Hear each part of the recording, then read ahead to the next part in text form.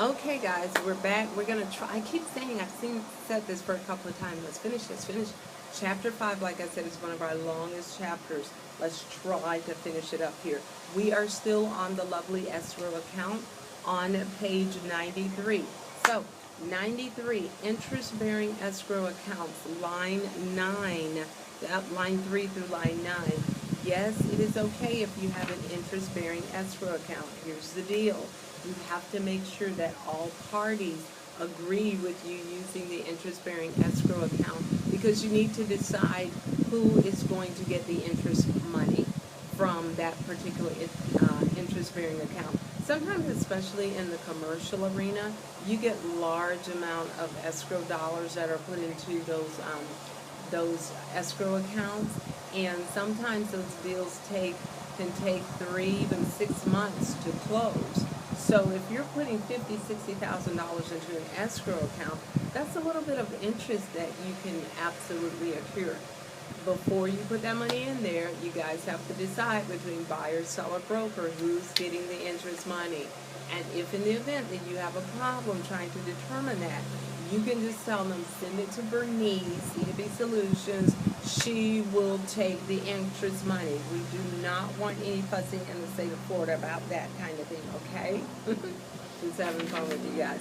All right, record keeping and retention. This isn't the first time you've seen this. You should know by now, how long does the broker have to maintain all of the documents? They have to keep copies of it. The broker has to keep copies of those deals, whether they closed, went to closing, or even if they started the contract and something happened and it fell through. 5 years, 5 years, 5 years. Money to maintain escrow accounts. That's what I was talking about on the prior our prior video. Remember, the state of Florida do allow brokers to keep up to $1,000 of their own personal fund into the escrow account for maintenance, things of that sort. Now, the brokers may keep up to $5,000 of their own monies in property management escrow account. Please get the two of those straight. $1,000 for the sales escrow account, personal money that they can keep in there for maintenance. $5,000 on a property management. Misappropriation of escrow funds, commingling. No, you can't go mixing your own monies in there other than that amount for maintenance. You can't go mixing, let's just say, the money to pay the office light bill or to pay pay the office insurance. That should be a business account, okay? That's what you're talking about there. But remember, you are allowed $1,000 sales escrow of your own personal money for maintenance, $5,000 property management for maintenance, okay? Flip on over to the next page. The conflicting demand story continues. Remember, I told you it was going to be farther in the chapter. So the conflicting demand, we talked about those 4 settlement procedures that I told you, make sure you know. Mediation, arbitration, litigation, escrow disbursement order. And that's, they talk about them more in detail on page 95 in the little box there. Mediation, non-binding. Mediation is basically just the 3 of them, the buyer, the broker, the seller, coming together, trying to determine who will get the money. Arbitration, binding. Now you're talking about, okay, we have a third party who has nothing to do with this, and we are all going to agree that whatever that third party person says, we will abide by it, okay? That's what binding means. Litigation, off to court you go. Let the courts decide who's going to get it, okay? And the escrow disbursement order, of course, is the one that the broker can actually request, from the commissioners where this money should go. Read over them, make sure you know. Mail. Flip on over to the next page. They're still talking about the good faith deposit, your title companies or attorneys as escrow agents. Like I said, read over that, but make sure you get the receipt from them within the lovely how many days? It's important that you know that, guys. On page 97, rental information and list. Sometimes you, as a broker's maid or real estate agent, they may be paid to actually find someone a rental listing.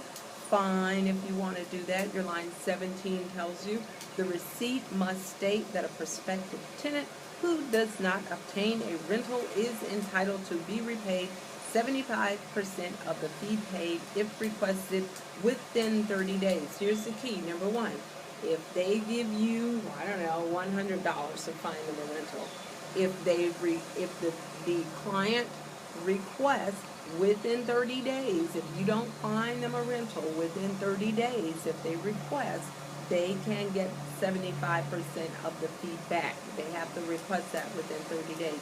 Now, if in the event that the real estate agent or the broker does something really stupid, let's just say okay, I won't call it stupid, because you know what, guys, I've made some really stupid mistakes myself, in this field. I'm learning. I'm still learning. I'm a teachable instructor is what it is, because I'm still learning and growing in this field myself.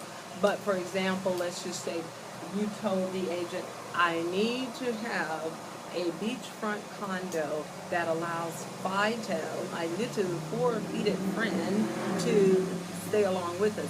And you go and find them a beachfront condo that does not allow FITO. And you come and give them that list. Well, then that's their error, okay? FITO was specifically stated on there that you needed him. In the event that there is an error that has been made, such as, okay, now you are entitled to your 100% back. That's what the book is saying there. But make sure the clients request that, okay? Flip on over to the next page, more about rentals. Look down to the bottom where they're talking about broker's commission and the antitrust law. Your line 8 through 14.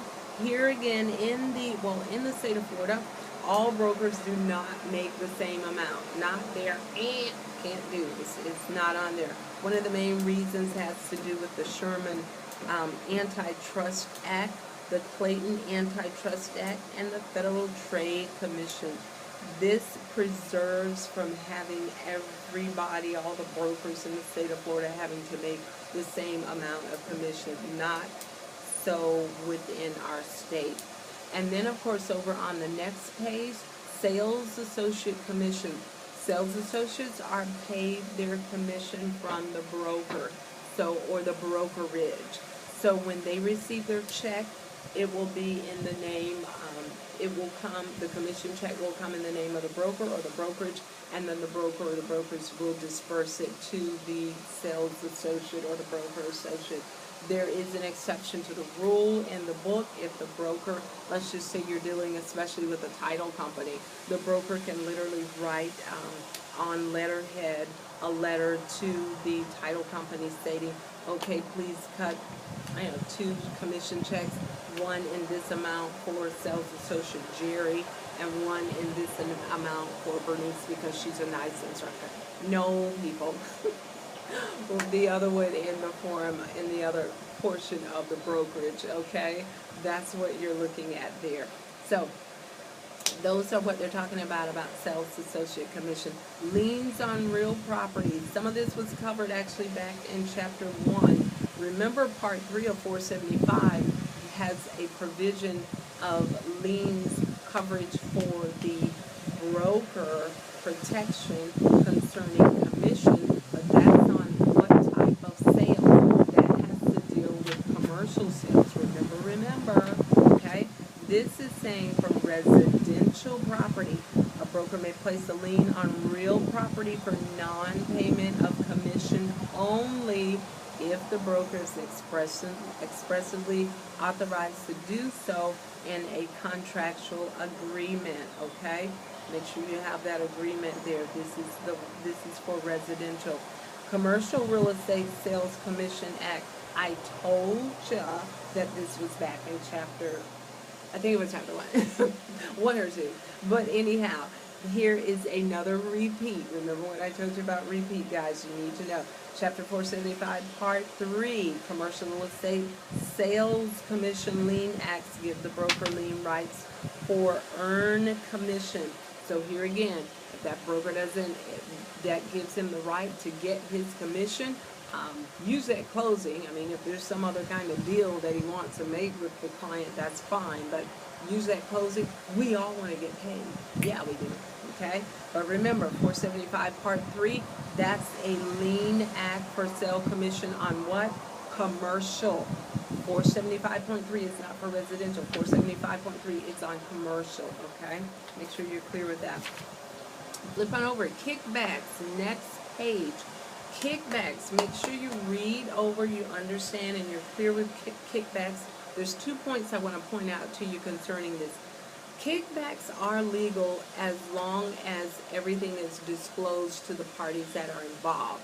There is a certain exception to the rule, which is your bullet 2 on that page. And bullet 2 tells you that if you're dealing with some type of service concerning real estate closing, kickbacks are not allowed. For example, I'll give you an example of a kickback. Let's just say you have a family, close the deal, and you tell them, look, you go to Billy Bob's Furniture Barn House and get, 3 rooms of furniture. They'll give me $500, okay? So if you tell the people, okay, we'll go, and you let them know, and you get the $500, you're fine. But let's just say, that's like an example of a kickback, okay? But let's just say, because the book is saying you can't do that kind of stuff when you're dealing with real estate closing. Let's just say you send them to an attorney, and you even tell the attorney, this attorney, I have a client that I'm going to send to you. However, you need to give me, $1,500 for this client. That just can't happen if you're doing a real estate closing on that, because one of the areas that's included in here is attorney services for the closing of real estate. So kickbacks concerning services of real estate closing, you are not allowed to do them in the state of Florida. And the very last bullet, we actually saw that, I think it was back in chapter 2, another repeat. Remember, you have a tenant that's living in an apartment complex, they give a referral, they're not licensed, you are entitled as the company, the property company, to give them $50. But remember that person who brought in the referral has to be a tenant there at the apartment complex. Change of employees, just remember, if you change your employee, you have how many day notice you need to give? 10 day notice. What if you change the address? If you change your address, you have 10-day notice that you must give in writing to the DBPR. So remember, we went over this actually once before, back in chapter 2. If you're moving outside of the state, how many day notice do you have to give? If you're moving within the state, how many days notice do you have to give? Okay? Take a little break. We'll come back and try to finish up our chapter 5, guys.